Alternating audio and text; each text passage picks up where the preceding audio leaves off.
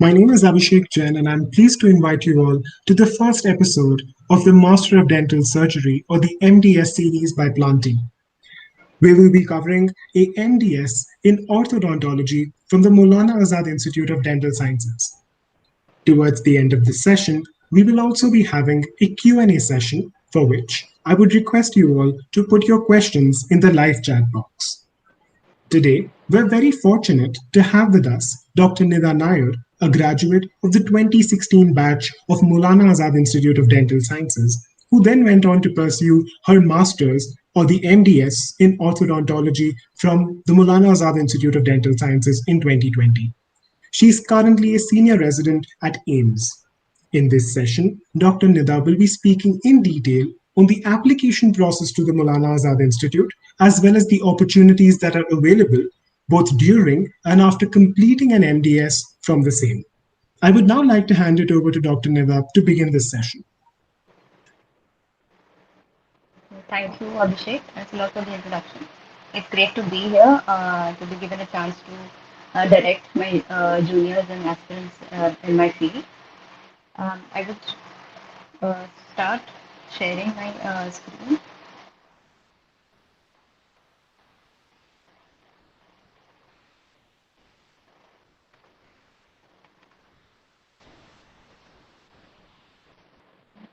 Okay, so hi everyone, I'm Dr. Ninda Nair. I'm an orthodontist and a dentofacial orthopedician. Currently a senior resident at AIMS, and I've done my BDS and my MDS in orthodontics from Maulana Azad Institute of Dental Sciences, New Delhi. So this is my both my undergrad and postgrad college happens to be Maulana Azad Institute of Dental Sciences, and this is where I am right now.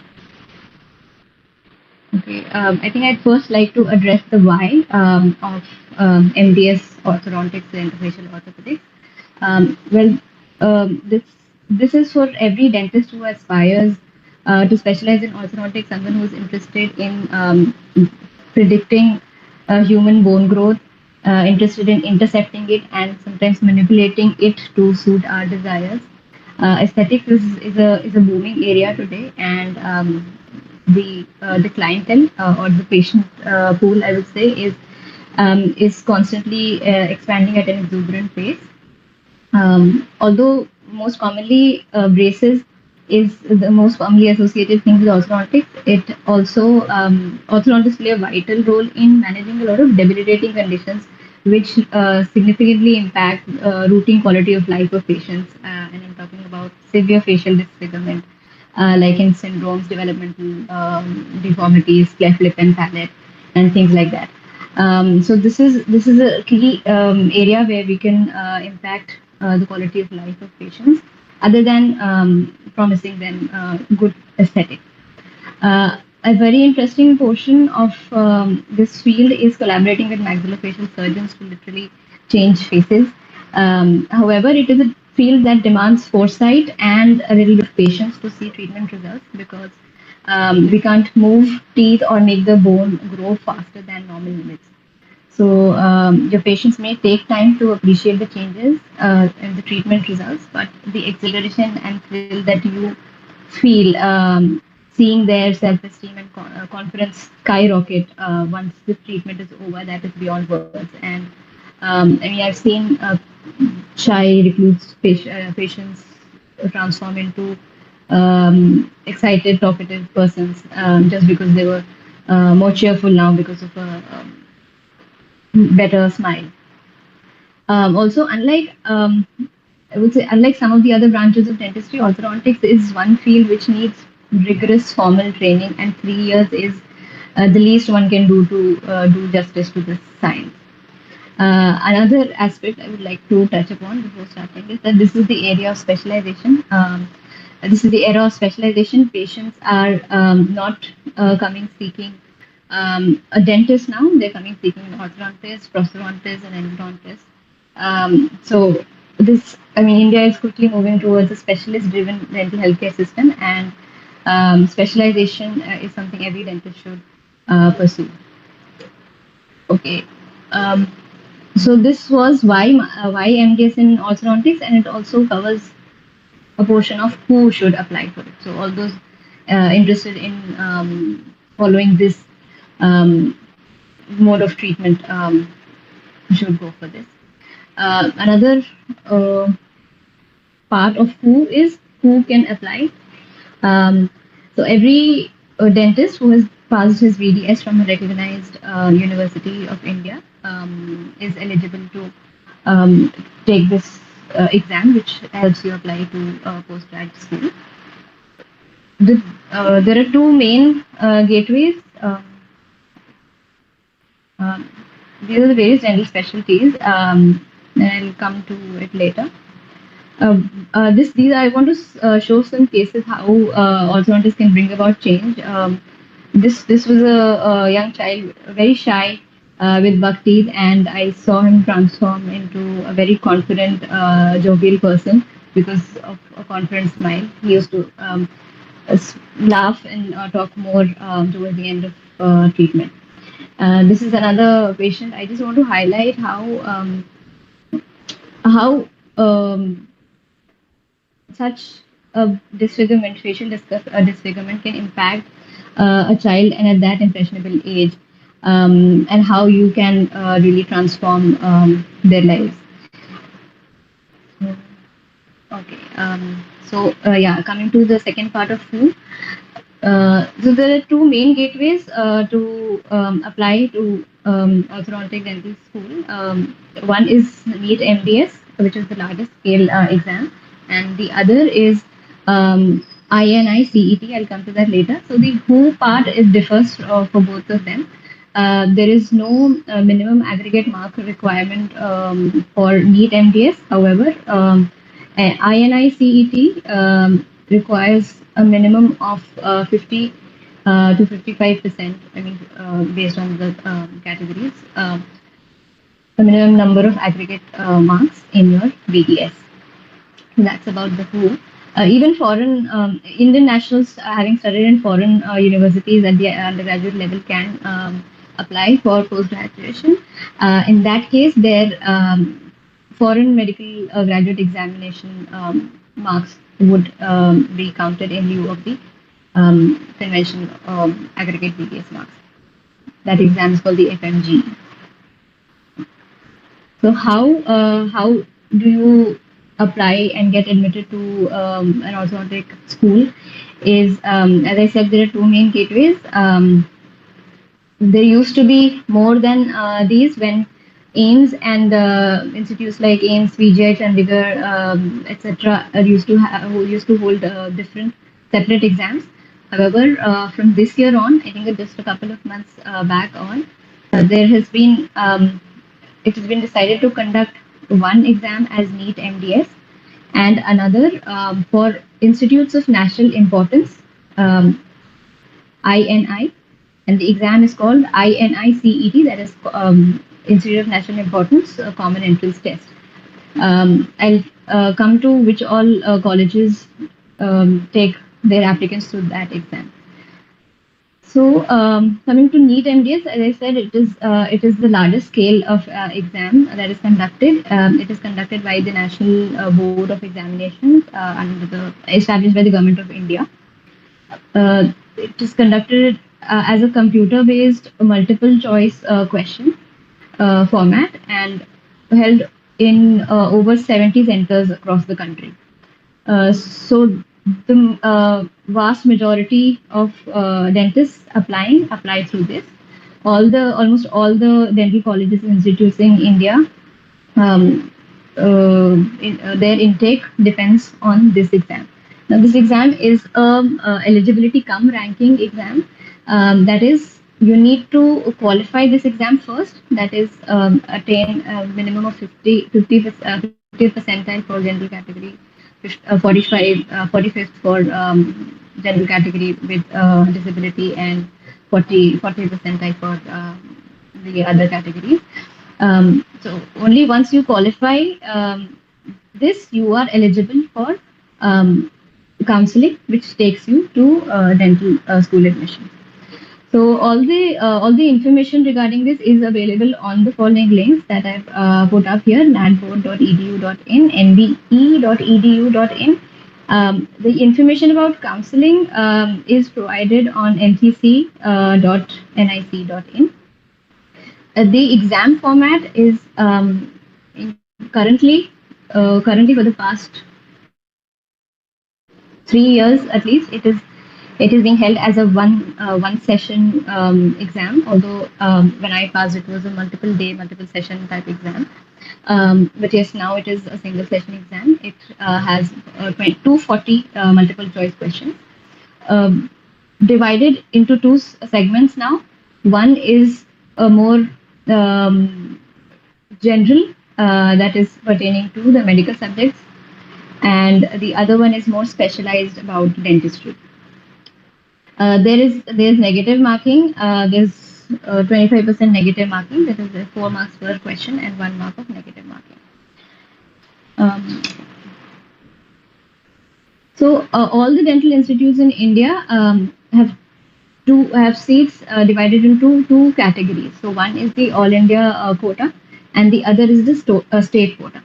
Um, so 50% of the seats belong to the All India quota, and 50% seats belong to the state quota. And yeah, okay. This is the same exam that dentists can take to get into short service commission in the army. Coming to INI CET, this is a list of colleges um, whose intake depends on clearing this exam. Now, AIMS, as I said, you need to have a minimum number of aggregate marks in your BDS to sit to be eligible for INI CET. This May-July session is the first time INI CET would be conducted. So the introduction is that recent of this kind of an exam. So the benefit lies in not having to take multiple exams separate for PGI, JITMER, AIMS, etc. So both these exams involve an application process, the examination, and then seat allocation via counseling. Now coming to when to apply. This again I would be talking about in two parts. The best time to plan taking the exam is right after BDS, because that is when your knowledge about all the medical and dental subjects that you studied throughout your undergraduation are fresh in your memory. Also, it is the continuity that helps you give the amount of dedication and devotion to clearing the exam. So yes, that's the best time. However, if you want to gain experience as a general dentist and attain a basic level of proficiency in all kinds of dental specialties, only a basic level, that you can do by taking up junior residency or house jobs that are offered by multiple institutes all over the country. Yes. The second part of when to submit your application. NEET MDS is held only once a year, whereas INI CET is held twice a year. So for NEET MDS, the applications are invited October, November for session in the following year, beginning May. So October, November is when the applications are submitted. The exam is held in December, January, and the counseling and the results and the counseling takes time, and finally the session starts in May conventionally. For INI CET, there are 2 sessions of the course. One course session begins in January, for which the applications begin 2-3 months early, like October. And for the session of July, the applications are invited in January same year. So that's when you need to submit the application.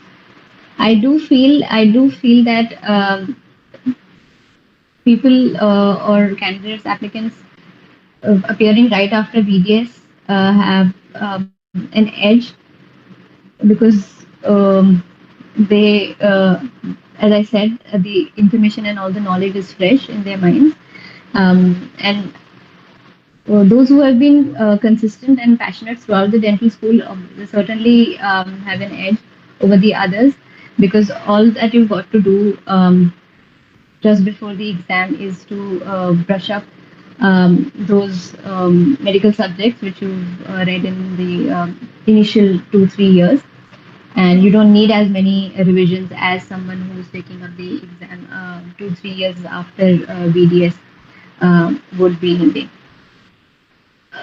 Yes.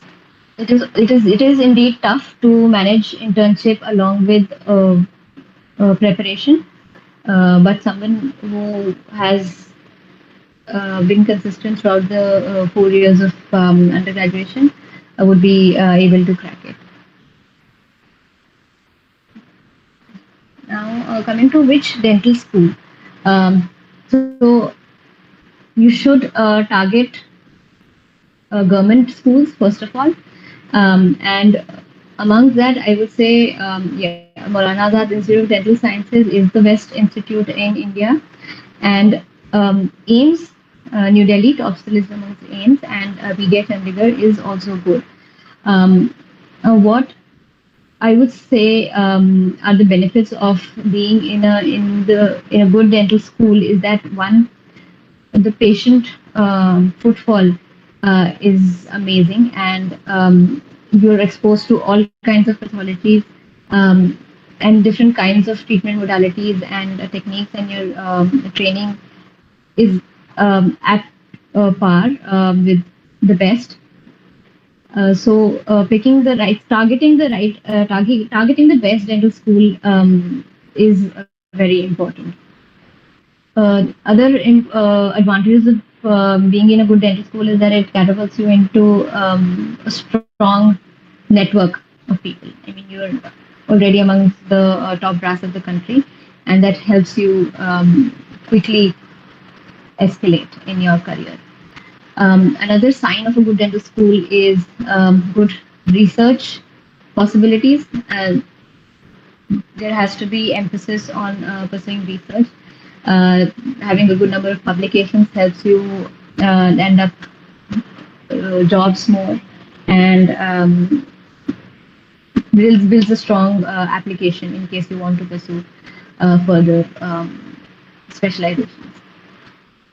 So yes, all of these were things I found in Maulana Azad, and I'm fortunate to have studied there.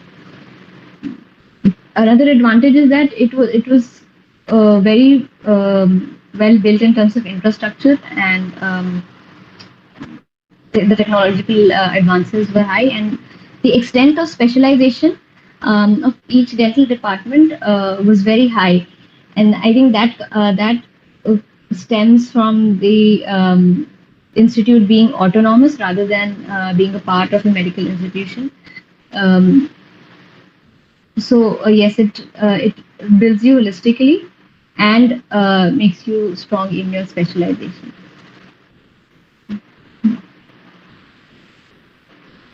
What are the opportunities or what are the options after your MDS in orthodontics? Um, two broad ways to go about it. One is getting into academics, and the second is to go into private practice and work as a private practitioner.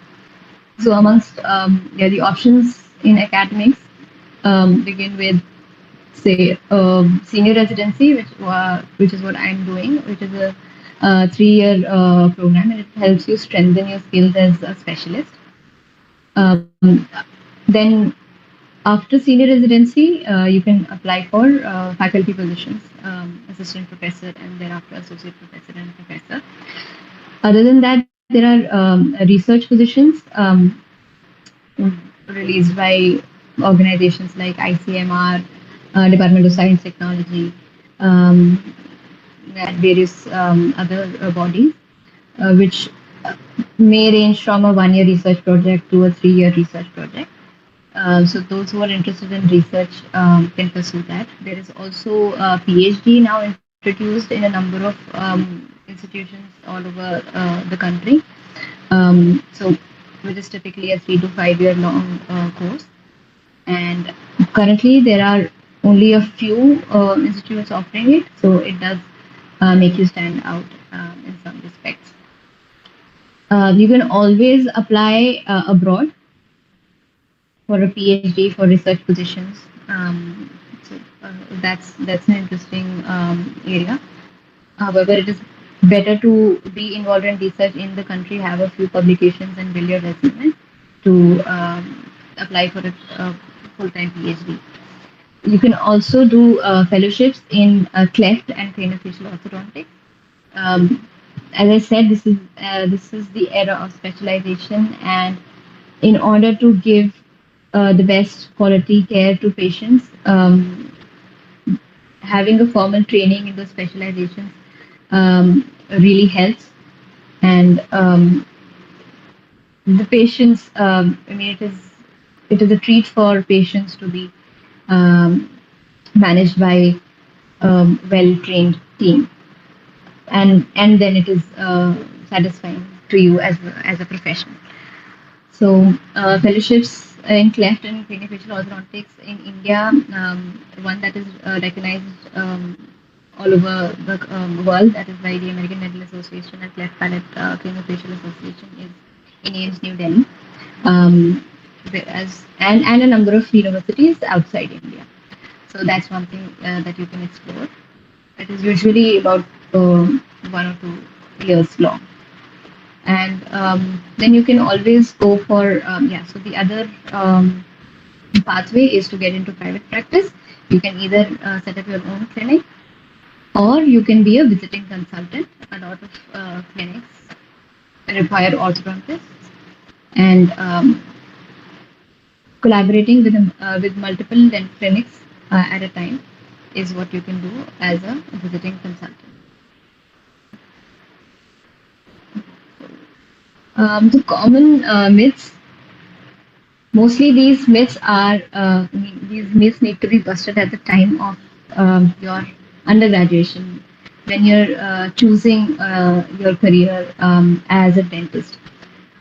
I would suggest that for people who are not interested in the science of dentistry should not or should avoid taking up dentistry as a profession, because unless you are passionate about the science itself, you would not be wholeheartedly devoting to it, learning about it, and you won't be doing justice to uh, the patients that you would be treating. And trust me, the dental unmet needs in India are huge. Um, and if you're not keen in it as a subject, avoid taking it. Second myth is the second aspect I would discourage is the oversimplification of um, deciding a career path, which is setting up a clinic. Setting up a clinic is not as easy today, especially if you're living in a metropolitan city. Um, I would suggest you step out of your house, look around, and look at. I mean, also go to the outskirts where patients really need dentists, and do expand your options. Um, and businesses out on the outskirts are actually much more lucrative. There's too much saturation in metropolitan cities today. So yeah, these are the two aspects I wanted to touch upon. Yeah, yeah. The other tips about clearing the examination. Um, it requires a lot of dedication, devotion, and especially if you are trying to do it simultaneously with a busy internship, as was in Marana Azad. It's going to be stressful. You need to be consistent. I would always focus on being consistent, and um, it don't those who haven't been so consistent in the four initial years of their undergraduation don't need to be disheartened. You can always try to cover up in the 3 to 4 months of um, leave that you get right before the exam. I mean, that if you finish your internship on time, you do get about 2 to 3 months to prepare, and that is when you can burn the midnight oil and compensate for all the lost time during internship. Um, Coaching, although it has become a trend, coaching is, in my opinion, it is not a necessity. If your concepts are clear, if you have a strong, if you paid attention in clinics, uh, you would have the knack of taking the right answer in the MCQ format questions. However, those who want to uh, give it less stress can always do their internship peacefully and then give it a year and attend for the exam. The number of seats are pretty less compared to the number of applicants, so it is a daunting task, and sometimes applicants do get they're bound to get disheartened looking at the intake ratio compared to the number of applicants. Um, I would so there are just about 600 seats, and government seats are about half of them. 250 to 300 are government college seats, and it is always better to target a government institution so as to maximize your learning. So it may take time, but I would always encourage specialization. Give it another year. Um, be positive and optimistic about it. Yes, I think that brings me to the end. I invite any questions that may be there.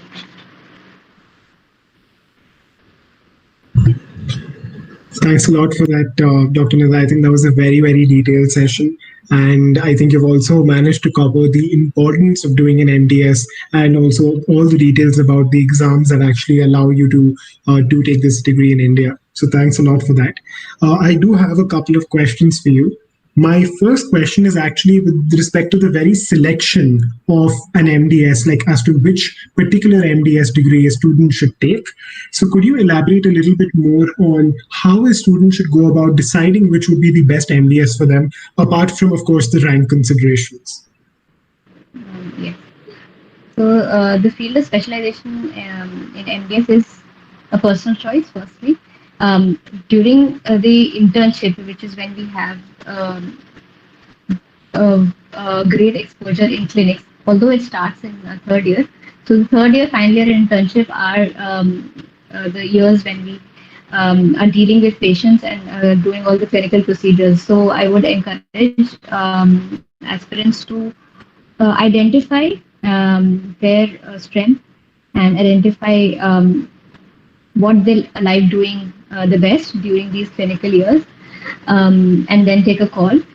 Also, um, to have a practical point of view, I would suggest taking a retrograde manner of guidance.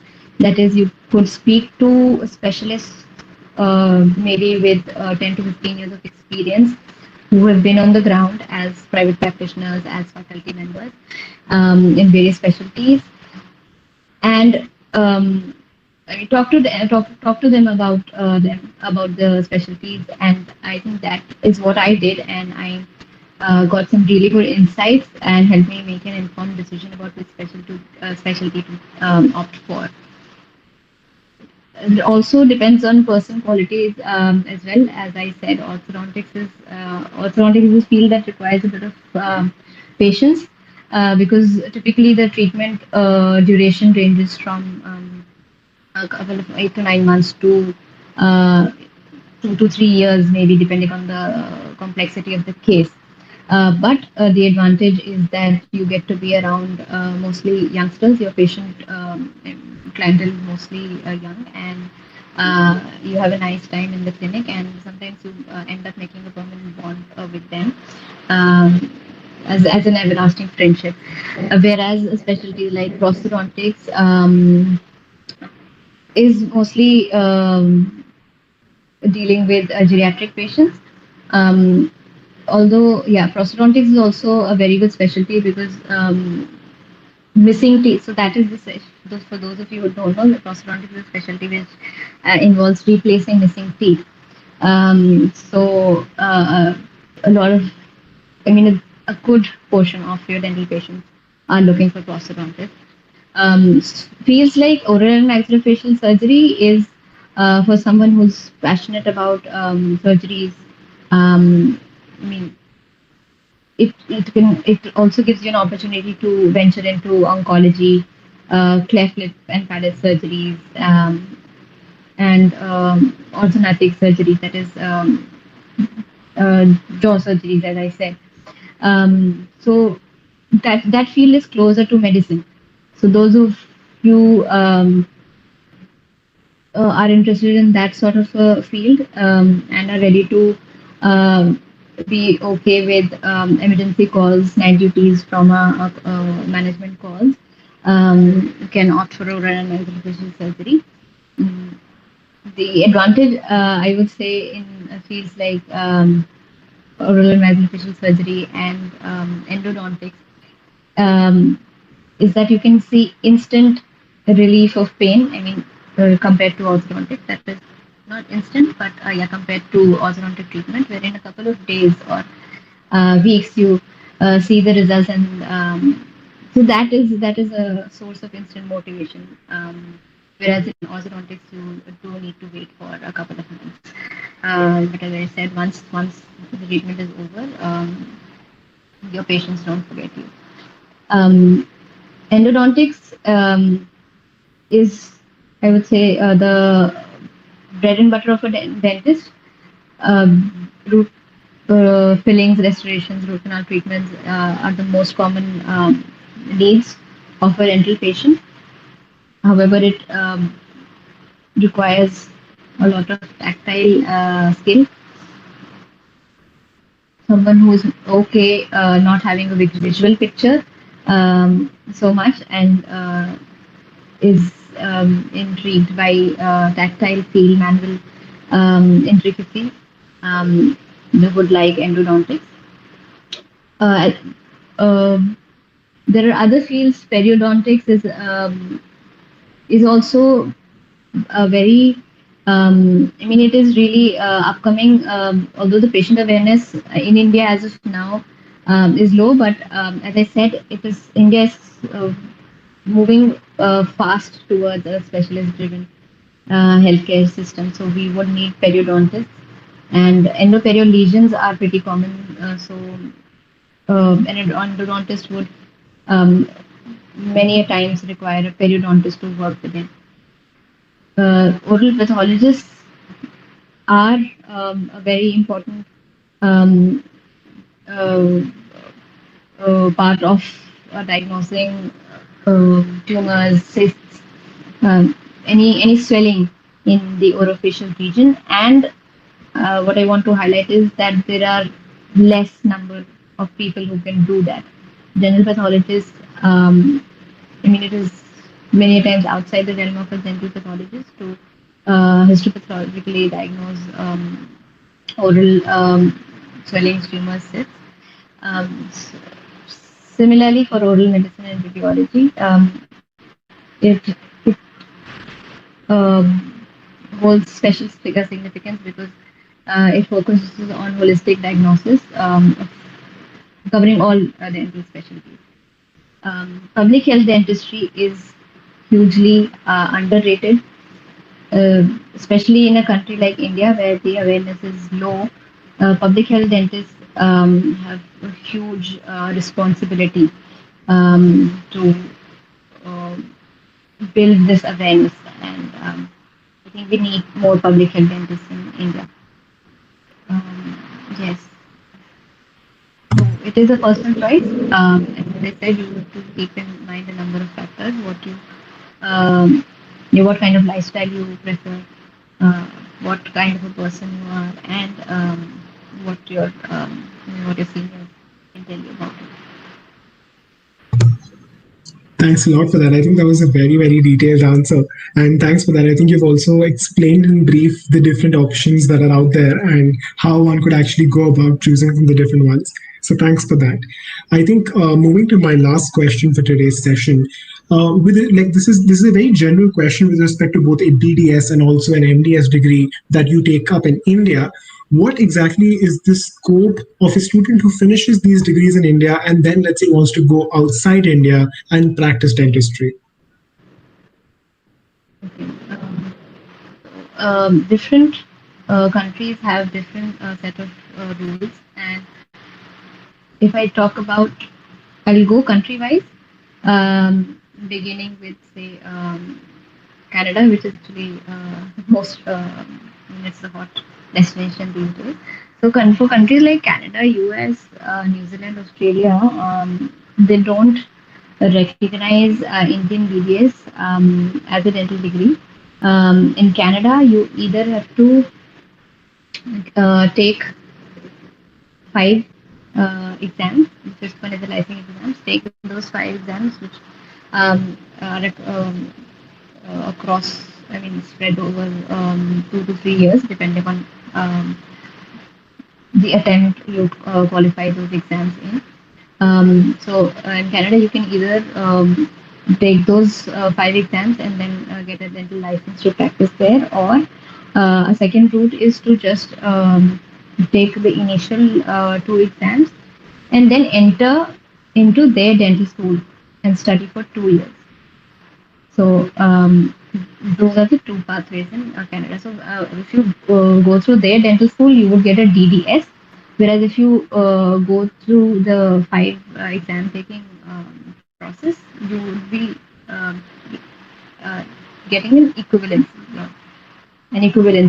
degree. Okay, this is about Canada. In US, you need to go through 2 years of dental school, no matter what. There's no option there. For countries like Australia, New Zealand, so New Zealand mm, does not hold a licensing exam of its own. It's through the Australian Dental Council that it verifies or accepts the licensing scores, licensing exam scores. So yes, in Australia there are two exams, one theory and one practical.